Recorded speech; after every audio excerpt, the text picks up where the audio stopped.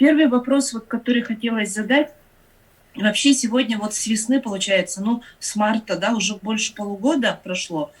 Как идет в целом господдержка, региональная, да, республиканская и федеральная вот субъектом МСП, насколько предприниматели активно пользуются и насколько у них, как сказать-то, есть возможности, чтобы получить эту поддержку? Что касается мер поддержки, то, ну, наверное, я перечислять их всех не буду, потому что действительно мер поддержки список большой и огромный, там надо разбираться, но вот по существенным моментам я скажу, чего не хватило довольному, возможно, большому количеству предпринимателей, и действительно они ко мне обращались по этому вопросу, это несоответствие основного вида экономической деятельности. Те субсидии, которые выдавались через Федеральную налоговую службу, субсидии на заработную плату, они выдавались только по основному виду деятельности, и там же были условия, например, по задолженности не более 3000 на 1 марта и так далее. Да? Ну вот по предложению, например, по ограничению как раз задолженности Института уполномоченного вместе с региональным уполномоченным, с Борисом Юрьевичем Титовым мы отработали, это требование впоследствии сняли. Необходимо было только как бы заплатить, и можно было подавать на субсидию. Но что касается основного вида деятельности, вот здесь, к сожалению, все-таки позиция правительства Российской Федерации, она осталась однозначной, и помощь получили только те, у которых была вид деятельности как основной был в перечне пострадавших отраслей. И действительно, были такие ситуации, когда предприниматели наши, например, давно не обновляли свои АКВЭДы в свидетельстве. Были предприниматели, которые, в принципе, даже не знали, что АКВЭДы были в 2014 году изменены. Необходимо было им либо подойти, либо как бы, каким-то образом обновить. Или были предприниматели, которые работали, как бы зарегистрировались по основному АКВЭДу, но работали по другому АКВЭДу. Тем не менее, вот, к сожалению, осталось вот как раз третий случай. Мы считаем, что не очень справедливо это. К сожалению, тем не менее, такое требование осталось, хотя, конечно, доказать, что предприниматель работал по дополнительному виду АКВЭД, который пострадавших, вполне было возможно через различные отчетные документы. С районами как работаете? И сразу вот с Москвой, вы же Титов, да, вот Борис Титов, насколько вот они вам помогают и информационно, насколько они, вот ваш центральный аппарат, насколько активно реагирует на какие-то сигналы из регионов? Что касается центрального аппарата, то как только у нас случилась вот такая ситуация по пандемии, то еженедельно по четвергам мы проводили общее совещание с региональным уполномоченным и аппаратом Бориса Юрьевича Титова и Борисом Юрьевичем самим, где вообще своевременно и оперативно собирались информации, предложения, и вот так вот мы всеми региональными уполномоченными аппаратами отработали по всем мерам поддержки. Сейчас это тоже продолжается, но, конечно, не еженедельно. Но в целом аппарат и Борис Юрьевич Титов помогает нам по мониторингу проблем, точнее, скажем, если здесь мы что-то не можем решить, то мы можем отправить федеральному уполномоченному для того, чтобы уже рассматривать на его уровне. По обращениям, например. Что касается районов, то сейчас в целом я сосредоточена на том, чтобы развивать общественный институт уполномоченного, чтобы общественные помощники уполномоченного, он действует в рамках положения, общественный помощник уполномоченного был в каждом районе. При этом сейчас речь идет еще о том, чтобы не только общественный помощник был, но и еще общественная приемная уполномоченного в каждом муниципальном районе. И это требование мы предложили Министерству экономики включить в дорожную карту по национальному рейтингу регионов, по отработке национального рейтинга. И также общественные помощники в рамках своих полномочий на основе нашего положения имеют возможность координированно работать с муниципальными районами по формированию муниципального рейтинга.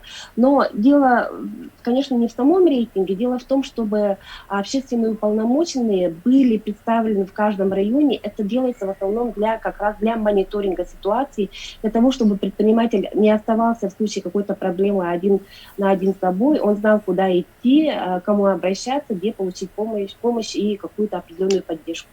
Как у вас налажена работа с налоговой службой? Взаимодействие хорошее, мы проводим много мероприятий, в том числе, что касалось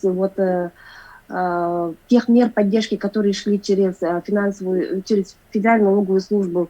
Мы совместно с Федеральной налоговой службой, с нашим управлением отрабатывали по тем вопросам, которые сложные были, которые возникали в связи с акведами теми же самыми, где когда не вовремя, точнее не очень быстро и оперативно принималось какое-то постановление, хотя мы знали, что оно должно на днях выйти, но еще его нету, соответственно, по закону непонятно было, где работать. Но, тем не менее, я считаю, что с Федеральной налоговой службой у нас взаимодействие хорошее получилось. Мы проводили форум «Диалог с налогоплательщиком». Представителями в районах проводили мероприятия по мерам поддержки как раз по субсидиям, когда предприниматели были плохо оповещены, не знали, что эту субсидию надо получать, но по статистике сейчас 80%, более 80%, я точно цифры не знаю, но более 80% потенциальных, тех, которые должны были получить, они помощь получили. Вот у нас же есть координационные советы в городе, да,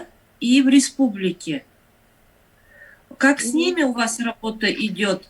Работу координационных советов этих двух указанных координационных советов я бы оценила очень хорошо, что даже хотела бы привести в пример для других районных координационных советов. Я считаю, что координационный совет очень нужный при любой государственной или муниципальной власти.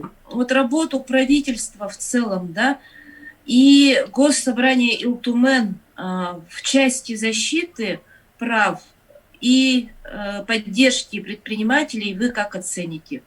Вообще, я считаю, что предложение уполномоченного, в моем присутствии, с тех пор, как я нахожусь, то есть они поддерживаются нашим правительством, и даже хотела бы продолжить эту работу таким же образом и дальше, где-то усилить. Возможно, с правительством необходимо сейчас нам, не то что возможно, с правительством мы сейчас отрабатываем по индексу административного давления. С Андреем Владимировичем Тарасенко мы проводили мероприятия с контрольно-надзорными органами как раз по отработке административного давления. И также я состою в комиссии по обеспечению устойчивости экономики в республике, где рассматриваются тоже мои предложения. С Илтуменом бы я хотела сейчас отработать по расширению закона налоговой политики. Там у нас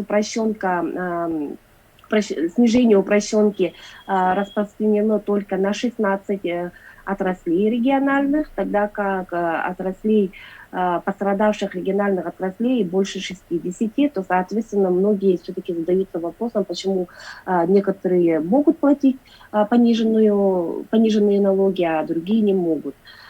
Тоже касается, между прочим, по-моему, и журналистов сферы СМИ. Также с Илтуменом я себе поставила в план отработать по региональным льготам для арктических резидентов. Недавно был принят федеральный закон об резидентстве в арктических территориях, который наделяет правом субъектам самим принимать дополнительно какие-нибудь региональные льготы, то, конечно, нашему Илтумену необходимо начинать обсуждение законодательной инициативы. Как у нас обстоят дела защиты прав потребителей против надзорных органов? Было как раз сообщение Роспотребнадзора, что наложено штрафов более 1 миллиона на субъекты малого и среднего предпринимательства. В целом, я считаю, что на бизнес, который сейчас пытается восстановиться и встает только, пытается восстановиться и пытается перейти с карантина на нормальную деятельность, конечно, вот такие рейдовые мероприятия, они недопустимы. Десятки обращений у меня уже находятся. Есть обращения, по которым нам удалось оспорить именно в отношении предпринимателя от Роспотребнадзора и предпринимателей, точнее, от Роспотребнадзора, и также обращения, которые лежат сейчас переданы на пересмотр в Верховный суд, но в целом я скажу, что мы сейчас занимаемся оценкой ситуации по тем рейдовым мероприятиям, которые были проведены по обеспечению санэпидемиологической обстановки на субъекты малого и среднего предпринимательства. Хотела вот спросить, вот этот пакет мер поддержки, да, предпринимателям, он когда завершится? Вот он 31 декабря, допустим, наступит и все, или там будет какая-то пролонгация до 2021 года или далее? Сейчас как раз мы с региональными уполномоченными и с институтом уполномоченного обсуждаем возможность продолжения мер поддержки. Борис Юрьевич Титов на днях попросил Михаила Мишустина продлить субсидию, вот эту субсидию, которую я говорила, для развлекательной отрасли, которая до сих пор закрыта.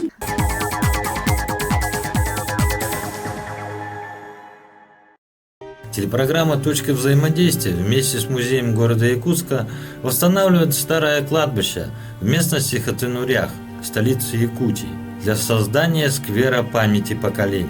Мы публикуем фамилии сохранившихся имен на старом кладбище.